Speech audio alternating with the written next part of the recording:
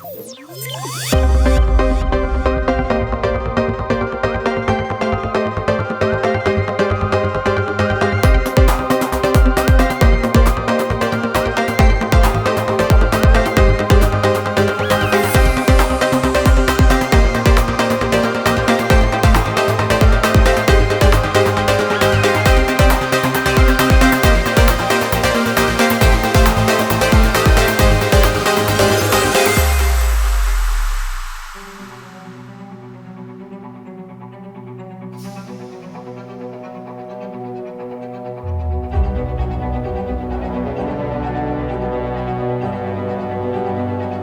United Nations, the international organization that was founded in order to save succeeding generations from the scourge of war, to reaffirm faith in fundamental human rights, to establish conditions under which justice and respect for the obligations under the international law can be maintained, and hence it issued hundreds of resolutions in favor of a peaceful solution of the Palestinian cause, ensuring the end of the Israeli occupation for the Palestinian land and the right of the Palestinians to self-determination and the right of return for the Palestinian refugees who were uprooted from their land.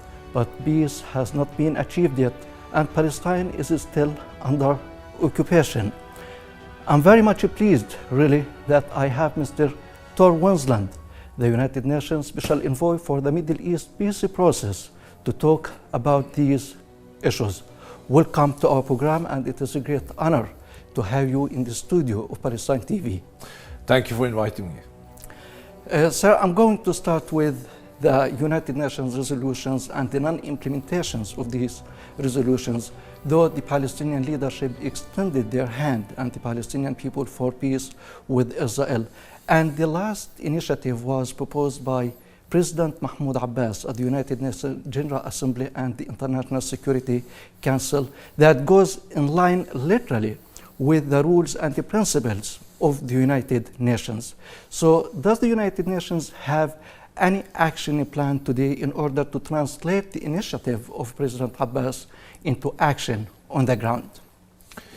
Well, as you know very well, UN is the UN membership. UN is the Security Council, UN is the General Assembly. Yes. So when the countries of the UN stands behind and move forward in support of startup of negotiations, that is very important. What the President has done is to actually give one way of doing that on how to get these things started. Sorry.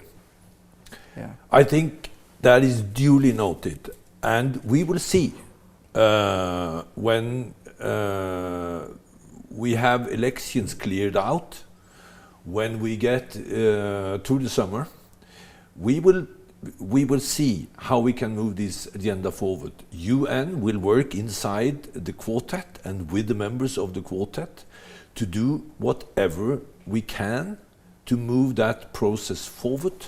But as you know very well, it takes two to tango, and it takes an audience to look at the tango and support it to getting it going. Yes, sir. You mentioned during the meeting at the AHLC that the quartet had started its meetings, and there are going to be regular meetings for the quartet in order to give a push for the Palestinians and the Israelis to back to the table of negotiations. Now, is there a frame or a form of agreement within the members of the quartet on how these negotiations could be in line with the Palestinian President vision to have like a multilateral mechanism to be sponsored by the United Nations and other members of the international community?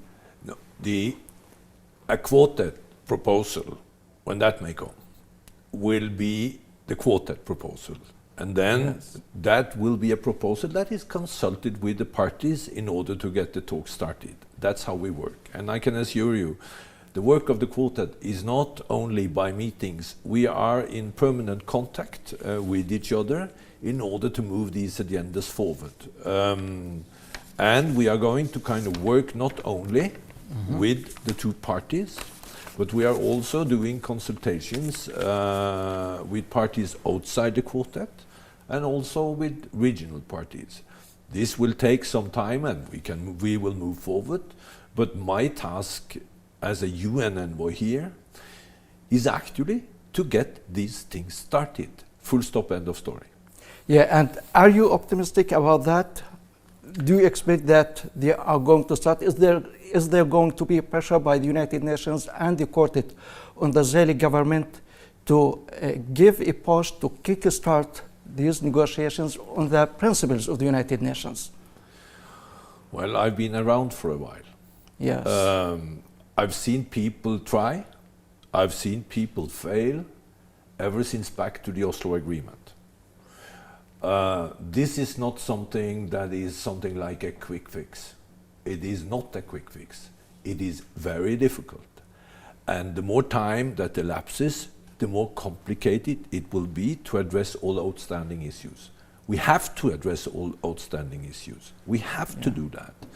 But one should be aware that this is something rather complicated to do, even if all the international principles stands, and they do.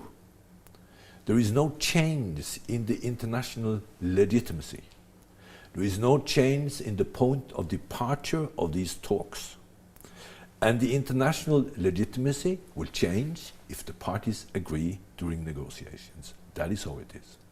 Yes, sir, talking about peace remains theoretical unless we make change on the ground. And here I want to talk about the Israeli policy of building more and more settlements in the occupied Palestinian territory. And you met with the Israeli side. Did you discuss with them this issue and the dangers that the Israeli settlement building poses to any prospective negotiations or peace process with the Palestinians? Well, you know very well that UN don't fail one time to pinpoint the issue of settlement that is in contradiction to international law and that represents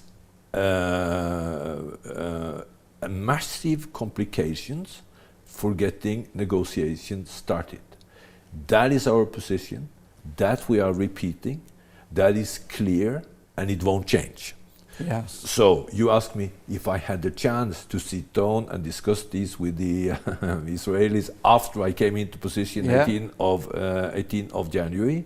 No, not yet. I've been 22 days in quarantine, and we have a COVID situation. I've hardly been able to meet people in the midst of election campaigns, but they know exactly what UN thinks. They know exactly what is the UN position on this, and that position won't change.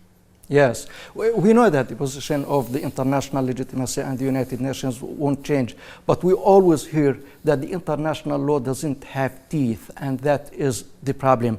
Now, do you have on your agenda or your plan any mechanism not only to talk with the Israelis about the international law and the principles of the United Nations, but to push hard to commit them to the principles and rules of the United Nations when it comes to settlement building and other violations in Palestine?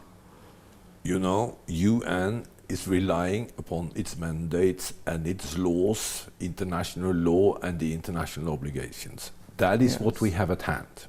That is the instrument we are applying, and that is how we build up our trust, and that is how we build up our support. This is what we will continue to do.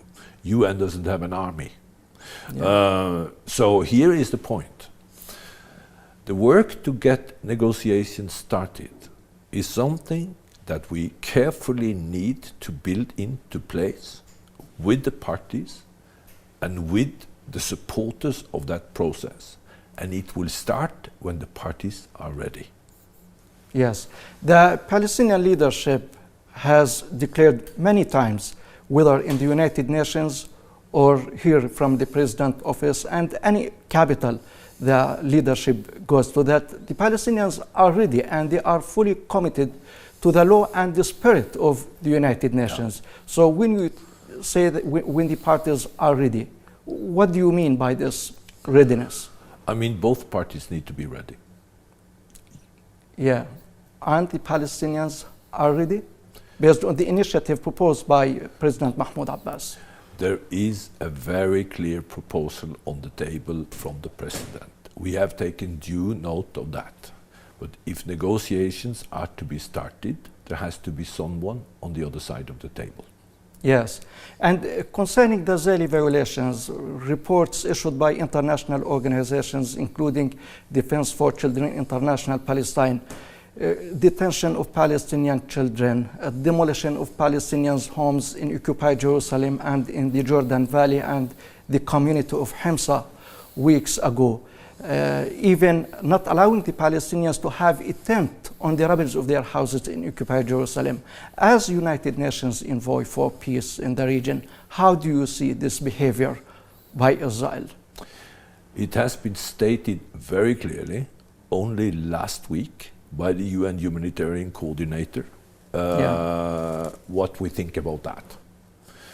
And it has been supported by me in the statement of the Security Council on Friday.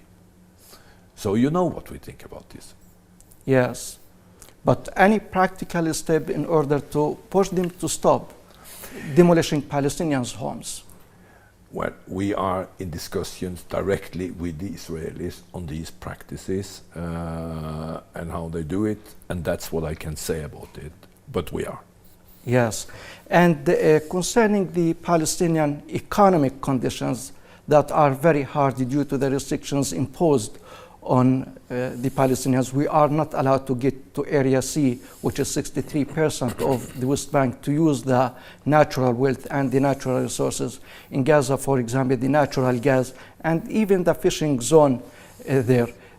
Do you have discussions with your partners, and at the same time you have a plan to talk with the Israeli side about that in order not to keep the Palestinians without a flesh on bone? Here is what's going on. There is a broad discussion on how to underpin the Palestinian economy, in particular in the days of the COVID-19. Your economy has had a setback that is the most serious one since the Palestinian Authority was created. We are put way back in time as a result of the slowdown in the international economy, in your own economy, and it will take years to restore, even with the best of circumstances and even with massive support from the international community. So that's number one. That's where you are now. Yes. And that's a key reason. Key reason number two is that the arrangement for economic transfers, mainly between Israel and Palestine, could be greatly improved under the existing agreements by amending them in such a way that are by far more fair. Yeah. That we are working on, and that is what it's being working on in the international donor meetings chaired by Norway. Number three, the Palestinian economy could be much more vibrant if you could use the full potential of production available in Area C, if you could use your fishing zones. It's clearly, it could be improved. But all these elements are impacting the economy of Palestine, of the PA, and actually of the Palestinian people. No, there is hardship here. Everybody knows it. Yes. The way out of that is to do something in all these three areas. There has to be a mobilization behind the Palestinian Authority to cushion the effect of COVID-19. There has to be an international support behind battling the COVID-19 with all the capacity that can be mobilized, and we will do our utmost to be a part of that. There has to be a revisit of the structural arrangements inside the Paris Protocol or in the existing agreement to be massively improved, because you're not getting the money you should have. Number three, the main issue concerning the growth, the long-term growth of the Palestinian economy is closely connected to negotiations, to a two-state solution with clear borders, agreed arrangements, and good conditions for the Palestinian economy to prosper. And let me add one thing here. Yeah. You know, I've been around here for a while, as I said. Yes. I am deeply impressed, actually, by the capacity of the Palestinian people their ability to work hard. They're smart, they're highly educated. There is a massive resource unused and untapped among the Palestinian people, and in particular among the newly educated youth. It is important to move that forward in such a way that it can prosper and it can show its potential. Listen, I'm deeply impressed by this, and I've seen it over years. And that's why I also look forward to the upcoming elections, because 40% of those who will vote are actually below 30. These represent the capacity and the brains of the future. Yes. It's extremely important that we kind of push the youth forward, because they are the ones who would carry the can on the road, and where we hopefully have been able to close up some of the issues that has not yet been resolved. It can only be done through negotiations. But the point of negotiations is to bring these resources forward. We are not doing negotiations for the sake of the negotiations. We are doing the negotiations for the people. We are doing the negotiations to allow the Palestinian people to reach its full potential. That is the important thing here. Yes, and my final question concerning the Palestinian elections. In what terms and what sense the United Nations is going to support the Palestinian elections, specifically when it comes to the participation of the Palestinians living in occupied Jerusalem and their right to vote from their own city? Every Palestinian has the right to vote. So that's number one. Yes. Independently from whether they live in Gaza, in Jenin, in Ramallah, or in Jerusalem. And it should not be impeded upon. It should be the right for every Palestinian to select their leaders, to select the parliament, and to select their own future and the programs. That is the position of the UN. We are doing whatever we can to assure that right to be an actual right and people to go and vote. So that's number one. Number two, the UN is actually putting its capacity together with the EU behind preparing for election, supporting the elections, and provide any sort of technical support we can give. But the more important thing is that the Palestinian people should know that there is a full support from the international community behind the right of having elections and the right to vote, whether you live in East Jerusalem, whether you live in Gaza, or whether you live in the West Bank, outside Jerusalem. Yes, it has been a great pleasure having you on our program. Thank you, sir. Thank you for taking me. Thank you. Bye. You're welcome.